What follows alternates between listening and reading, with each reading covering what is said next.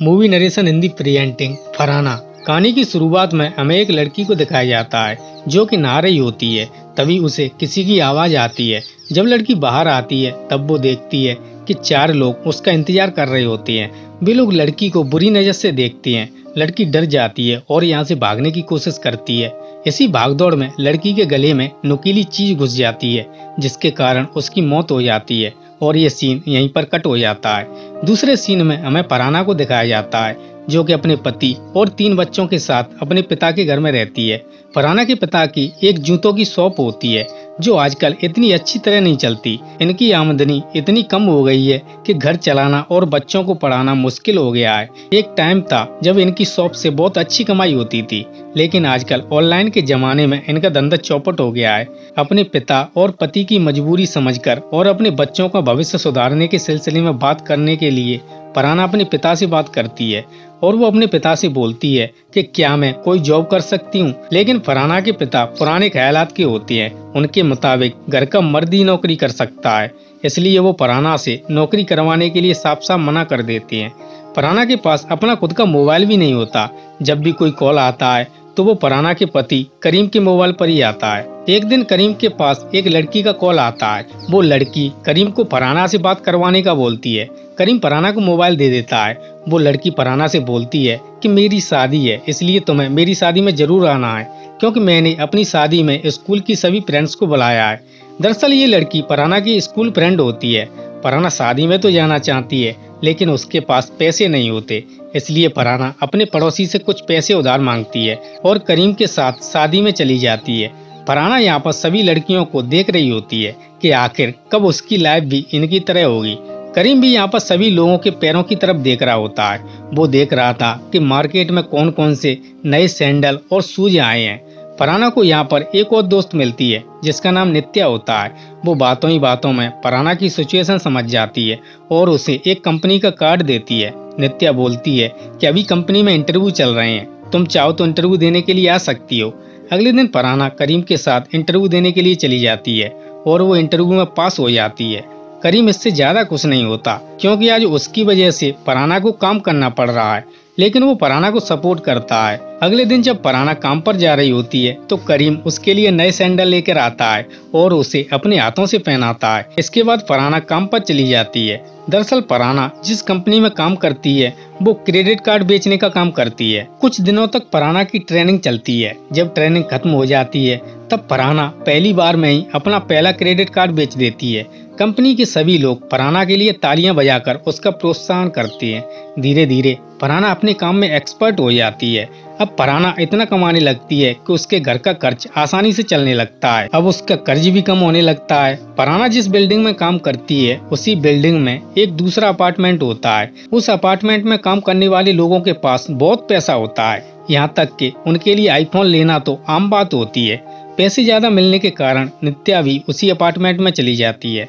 फरहाना भी उसी अपार्टमेंट में जाने के लिए नित्या से बात करती है, लेकिन नित्या उसे ये कहकर टाल देती है कि ये अपार्टमेंट तुम जैसी लड़कियों के लिए नहीं है, हमारी जॉब तुम नहीं कर पाओगी, इसलिए तुम जहाँ पर हो वहाँ पर अच्छे से मन लगाकर काम करो। एक दिन अचानक फरहाना के छोटे बेटे की तबीयत बिगड़ जाती है। जब वे लोग उसे लेकर हॉस्पिटल जाते हैं तो डॉक्टर उसे बताता है कि बच्चे के लंग्स में प्रॉब्लम है, इसलिए हमें उसका ऑपरेशन करना पड़ेगा। लेकिन ऑपरेशन के लिए इन लोगों के पास पैसे नहीं होते, इसलिए मजबूरी में फरहाना के पिता अपनी दुकान को गिरवी रखकर कर्ज पर पैसे ले लेते हैं। बच्चे का ऑपरेशन तो हो जाता है लेकिन ये लोग कर्ज में डूब जाते हैं। कर्ज चुकाने के लिए फरहाना नित्या से रिक्वेस्ट करती है कि वो भी उसे अपने साथ काम पर रख ले। नित्या फरहाना की परेशानी समझकर उसे अपने बॉस से मिलवाने ले जाती है। बॉस बोलता है कि तुम फरहाना को काम समझा दो, अगर हमें परफॉर्मेंस अच्छा लगा तो काम पर रख लेंगे। इसके बाद नित्या फरहाना को अपने साथ ले जाती है। दरअसल ये एक कॉल सेंटर होता है जहाँ पर लोग अपनी हवस मिटाने के लिए लड़कियों से बात करते हैं और ये लोग जितनी ज्यादा बातें करेंगे उतना ही इनका पैसा बनेगा। नित्या अपने क्लाइंट से बात करने लगती है। तभी फरहाना के पास भी एक कॉल आता है। वो इंसान फरहाना से अश्लील बातें करता है। ऐसी बातें सुनकर फरहाना घबरा जाती है और वो ये काम छोड़ने का फैसला लेती है। जब वो ट्रेन से घर जा रही होती है तब उसे ऐसा लग रहा था मानो लोग उसे बुरी नजर से देख रहे हों। फरहाना घबराती हुई अपने घर पर आ जाती है। जब करीम उसकी परेशानी का कारण पूछता है तब वो बताती है कि आज क्लाइंट ने उससे बदतमीजी से बात की। तब करीम उसे समझाता है कि हर क्लाइंट अच्छा नहीं होता, लेकिन हमें उनके सामने अच्छे से पेश आना है। ये तो हमारा काम है। मैं भी दुकान में लोगों के पैरों में जूते पहनाता हूँ, ये मेरा काम है। अगर मैं दुकान के बाहर जूते पहनाऊं तो गलत है। हमें अपना काम ईमानदारी से करना चाहिए। ईमानदारी से किया हुआ काम खुदा की इबादत करने जैसा होता है। करीम की बातें सुनकर फरहाना को हौसला बढ़ जाता है और वो अगले दिन काम पर चली जाती है। फरहाना नित्या से पूछती है कि आखिर लोग अश्लील बातें क्यों करते हैं। नित्या बोलती है कि ये लोग हमसे वो बातें शेयर करते हैं जो वो अपनी बीवी से नहीं कर पाते, लेकिन हमें इससे कोई फर्क नहीं पड़ना चाहिए, ना ही हमें अपने क्लाइंट को अपना नाम बताना है। दरअसल यहाँ के कुछ नियम होते हैं। ये लोग क्लाइंट को अपना नाम, फोन नंबर, एड्रेस कुछ नहीं बता सकते। अगर इन्होंने ऐसा किया तो विवेक उनकी कंप्लेन बॉस से कर देगा और बॉस उसे नौकरी से निकाल देगा। दरअसल विवेक का काम होता है इन सब पर नजर रखना और बॉस को जानकारी देना। इधर फरहाना के पास एक कॉल आता है। वो इंसान फरहाना से इज्जत से बात करता है। फरहाना खुश हो जाती है कि चलो कोई तो मिला जिसने उससे इज्जत से बात की। इस इंसान का नाम डेलियन होता है, लेकिन वो अपना नाम फरहाना को नहीं बताता। फरहाना भी उसे रूल के हिसाब से अपना असली नाम नहीं बताती और वो उसे अपना नाम ईसा बताती है। इसके बाद फरहाना और डेलियन में लंबी लंबी बातें शुरू हो जाती हैं। डेलियन फरहाना से काफी इज्जत से पेश आता है, इसलिए फरहाना भी काफी खुश होती है। धीरे धीरे फरहाना का परफॉर्मेंस काफी अच्छा हो जाता है। अब उससे आगे सिर्फ सोफिया नाम की लड़की होती है। धीरे धीरे रमजान का महीना आ जाता है। डेलियन बोलता है कि रमजान का महीना चल रहा है, तुम्हारा उपवास भी होगा, इसलिए तुम थक जाती होगी, थोड़ा आराम कर लो। डेलियन फरहाना को म्यूजिक भी सुनाता है। विवेक इन दोनों की बातों को बड़ी गौर से सुन रहा होता है। वो सोचता है कि जरूर इन दोनों के बीच कुछ तो चल रहा है। एक दिन डेलियन फरहाना को गिफ्ट देने का बोलता है। फरहाना बोलती है तुम मेरे बदले वो गिफ्ट किसी भिखारी को दे दो। शाम को जब फरहाना अपने घर पर जा रही होती है तब वो एक भिखारी के पास एक गिफ्ट देखती है जिसके पैकेट पर ईसा लिखा हुआ था। भिखारी से पूछने पर वो बताता है कि एक इंसान आया था, उसने ये गिफ्ट ईसा नाम की लड़की को देने का बोला है। उसने इस काम को करने के लिए मुझे बहुत सारे पैसे भी दिए। फरहाना उस गिफ्ट को ले लेती है। जब वो गिफ्ट को खोलकर देखती है तो उसमें एक म्यूजिक इंस्ट्रूमेंट होता है। ये देखकर फरहाना बहुत खुश हो जाती है। अगले दिन वो फिर से काम पर जाती है, लेकिन फरहाना के पास डेलियन का कोई कॉल नहीं आता। फरहाना परेशान हो जाती है। इसी दौरान फरहाना के पास कई लोगों के कॉल आती है, लेकिन फरहाना हर बार कॉल को कट कर देती है। धीरे धीरे 2 दिन बीत जाते हैं। फरहाना सोफिया के साथ मिलकर मोबाइल लेने चली जाती है और वो उसे अपना आधार कार्ड भी देती है ताकि वो उसके लिए एक सिम कार्ड खरीद सके।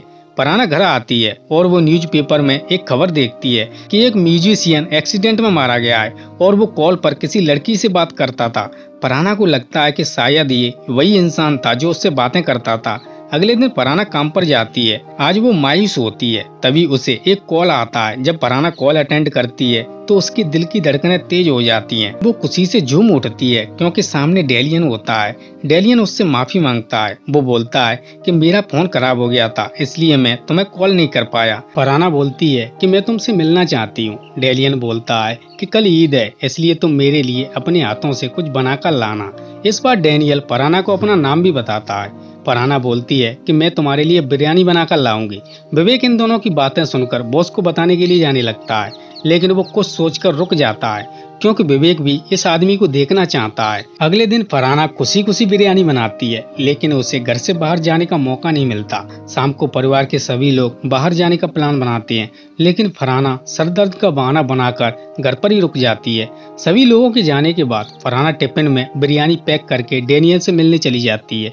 रास्ते में करीम उसे जाता हुआ देख लेता है और वो फरहाना का पीछा करने लगता है। फरहाना टिफिन लेकर रेलवे स्टेशन पर पहुंच जाती है। यहाँ पर करीम के साथ साथ विवेक भी मौजूद होता है क्योंकि वो भी डेलियन को देखना चाहता है। तभी फरहाना के पास नित्या का कॉल आता है। वो उसे बताती है कि सोफिया अपने क्लाइंट से बाहर भी मिला करती थी। वो सोफिया को एक होटल के रूम में ले गया और वहाँ पर पहले से ही कुछ लोग मौजूद थे। सोफिया ने वहाँ से भागने की भी कोशिश की थी। इसी अफरा तफरी में एक नुकीली चीज सोफिया के गले में घुस गई, जिससे उसकी मौत हो गई। दरअसल सोफिया वही लड़की होती है जो कहानी की शुरुआत में दिखाई गई थी। नित्या की बातें सुनकर फरहाना के पैरों तले जमीन खिसक जाती है। वो घबरा जाती है और टिफिन को वहीं पर छोड़कर अपने घर पर आ जाती है। घर पर पहले से ही पुलिस मौजूद होती है क्योंकि पुलिस को सोफिया के पास फरहाना का आधार कार्ड मिला था जो कि उसने उसे सिम कार्ड खरीदने के लिए दिया था। पुलिस फरहाना से कुछ पूछताछ करती है और यहाँ से चली जाती है। फरहाना के पिता को जब पता चलता है कि फरहाना के पास मोबाइल है तब वो उस पर बहुत गुस्सा करती हैं, लेकिन करीम फरहाना को कुछ नहीं बोलता।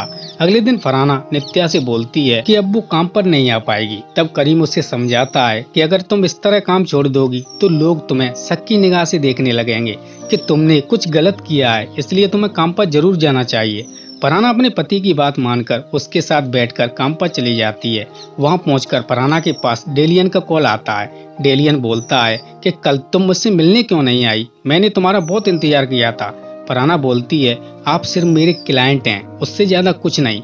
मैं यहाँ पर सिर्फ अपना काम करने आती हूँ, इससे ज्यादा कुछ नहीं। अगर आपको बात करनी है तो कीजिए। फरहाना की बातें सुनकर डेलियन फोन को रख देता है और अगले 3-4 दिन तक कोई कॉल नहीं करता। तब नित्या उसे समझाती है कि तुम्हें उससे इस तरह बात नहीं करनी चाहिए थी, उसे अपनी सिचुएशन के बारे में आराम से समझा देती, वो समझ जाता। नित्या की बात सुनकर फरहाना डेलियन की कॉल का इंतजार करने लगती है। तभी डेलियन का कॉल आता है। इससे पहले कि फरहाना कुछ बोल पाती, डेलियन बोलता है कि तुम्हें क्या लगा मैंने 3-4 दिन से कॉल क्यों नहीं किया? क्योंकि मैं तुम्हें फॉलो कर रहा था। तुम्हारा नाम फरहाना है, तुम कहाँ काम करती हो, तुम किस रास्ते से घर जाती हो, तुम्हारा घर कहाँ है, मुझे सब पता है। फरहाना बुरी तरह घबरा जाती है। वो डरती हुई घर पर आ जाती है। घर पर ईसा नाम से एक पार्सल आया हुआ था, लेकिन करीम ये कहकर उसे वापस कर देता है कि यहाँ पर ईसा नाम का कोई नहीं रहता। अगले दिन फरहाना जब फिर से काम पर जाती है तो फिर से डेलियन का कॉल आता है। फरहाना बोलती है कि अगर तुमने मेरा पीछा किया तो मैं तुम्हें पुलिस के हवाले कर दूंगी। डेलियन बोलता है अगर तुम्हें कंप्लेन करनी है तो शौक से करो, लेकिन एक बात याद रखना, अगर तुमने कंप्लेन की तो तुम्हारी सारी रिकॉर्डिंग्स मेरे पास है, मैं उन्हें तुम्हारे पति के पास भेज दूंगा। इसलिए जब तक तुम मुझसे मिलने नहीं आ जाती तब तक मैं तुम्हें फॉलो करता रहूंगा। फरहाना बहुत परेशान हो जाती है। शाम को जब फरहाना अपने घर पर जा रही होती है तब वो देखती है कि कोई काले कपड़े पहने आदमी उसका पीछा कर रहा है। बाद में पता चलता है कि ये कोई और नहीं बल्कि उसका पति करीम होता है। घर पहुंचकर फरहाना करीम से बोलती है कि अगर तुम्हें मुझ पर शक ही करना है तो मुझे नौकरी पर क्यों भेजा? करीम बोलता है कि उस दिन जब तुम टिफिन लेकर रेलवे स्टेशन पर गई थी तब भी मैंने तुम्हारा पीछा किया था। तब मुझे लगा कि तुम्हें किसी से खतरा है। मैं तुम्हारा पीछा इसलिए नहीं करता कि मैं तुम पर शक करता हूँ, बल्कि इसलिए करता हूँ ताकि तुम्हें कोई नुकसान न पहुँचा सके। तुम मुझे कुछ बताओ या ना बताओ, लेकिन मैं तुमसे बहुत प्यार करता हूँ, इसलिए मैं तुम्हारी सुरक्षा के लिए तुम्हें रोज काम पर छोड़ने और लेने आया करूँगा। करीम की बातें सुनकर फरहाना को थोड़ी शांति मिलती है और वो अपने पति के साथ काम पर चली जाती है। डेलियन जब कॉल करता है तब उसका कॉल फरहाना को नहीं लगता, क्योंकि विवेक ने कुछ ऐसा सिस्टम कर दिया था ताकि डेलियन का कॉल सिर्फ फरहाना को न लगे, बाकी सभी लड़कियों को लगे, क्योंकि विवेक को पता चल गया था कि फरहाना को डेलियन से खतरा है। कॉल नहीं लगने के कारण डेलियन बौखला जाता है। अगले दिन जब फरहाना पति के साथ काम पर जाती है तब फरहाना के ऑफिस जाने के बाद डेलियन करीम का एक्सीडेंट करवा देता है और करीम के ही फोन से फरहाना को कॉल करता है और बोलता है कि तुम्हारे पति का एक्सीडेंट हो गया है, उसकी जगह तुम्हें होना चाहिए था, लेकिन चिंता करने की कोई जरूरत नहीं है, उसे हॉस्पिटल पहुंचा दिया गया है। फरहाना भागकर हॉस्पिटल जाती है और यहाँ पर ज्यादा तो कुछ नहीं, सिर्फ करीम के पैर में चोट आई थी। सभी लोग जब घर पर आ जाते हैं तब फरहाना डेलियन से मिलने का मन बना लेती है। अगले दिन फरहाना नित्या के साथ म्यूजिक इंस्ट्रूमेंट लेकर वहां पर जाती है जहां से उसे खरीदा गया था। ये वही म्यूजिक इंस्ट्रूमेंट होता है जो डेलियन ने उसे गिफ्ट में दिया था। उस गिफ्ट की मदद से डेलियन के क्रेडिट कार्ड का पता चल जाता है। ये उसी बैंक का क्रेडिट कार्ड होता है जिस बैंक का क्रेडिट कार्ड फरहाना पहले बेचा करती थी। वहाँ से डेलियन का नाम, फोन नंबर, एड्रेस सब कुछ मिल जाता है। यहाँ पर इन्हें ये भी पता चलता है कि डेलियन अपने क्रेडिट कार्ड का इस्तेमाल एक मॉल में कर रहा है। फरहाना जल्दी से मॉल में जाती है। इसी दौरान नित्या फरहाना को उस इंसान को पहचानने में मदद करती है।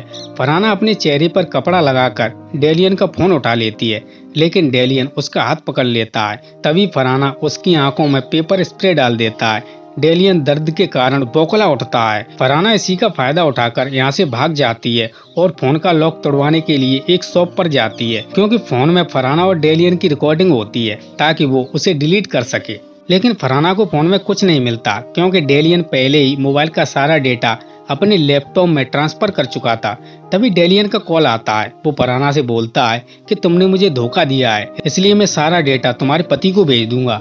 इसके बाद फरहाना बहुत घबरा जाती है। डेलियन फरहाना को दिन रात ब्लैकमेल करने लगता है, जिसके कारण फरहाना का जीना मुश्किल हो जाता है।